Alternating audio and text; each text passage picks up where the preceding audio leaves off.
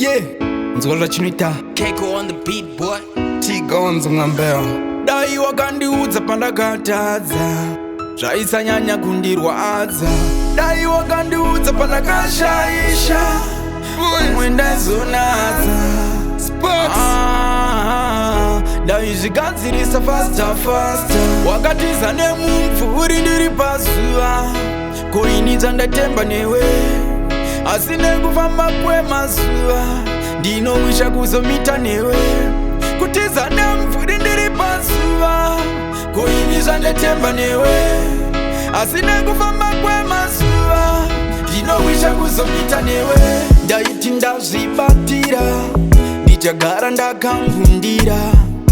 asi ndaisaonera kuti pane achantorera ini ndaisatondera kuti pane achanpfutira ndaiti nchakuudza nhamo dzangu ndichikuudza zvese zvirimo mumwoyo mangu ndaiti chansava siwazondikava paronda wandidzvanya ndaisaziva chandikanya siwazondikanya pamwe ndini ndaimhanya asi dai wakandiudza ndisina kupfira ndapera yawakandiudza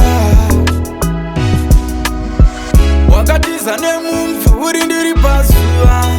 koini dzandatemba newe asi nekufamba kwemazuva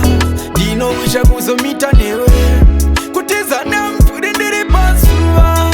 koini zvandatemba newe asi nekufamba kwemazuva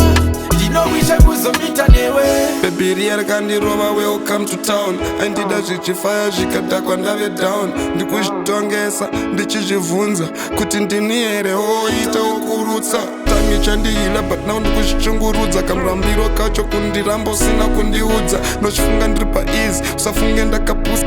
kunge zvimafuta zvaunozora wakandiuza pakuda kutsononishinda ndirisipi ndakaruza but uchaluza control andiona ndichicruza jeri ndakabuda nechesi ndiri skuza uri nzenza zvekuti munhu wauri kudanana naifuza safokandifonera futi neairtime yanojusa for me the sky is the limit and its blusha moyo ndakauudza futi zvandiri kuda ndikati moyo muti handichakuda wakatiza nemumvuri ndiri pazuva koini dzandatemba newe asi nekufamba kwemazuva ndinowisha kuzomita newe kutiza nemvuri ndiri pazuva koini zvandatemba newe asi nekufamba kwemazuva ndinowisha kuzomita newe